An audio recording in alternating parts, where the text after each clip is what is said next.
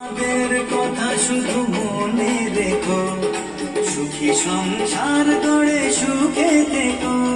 এই ঘর দুয়ার সব শূন্য করে যেতে হবে তোমাকে স্বামীর ঘরে।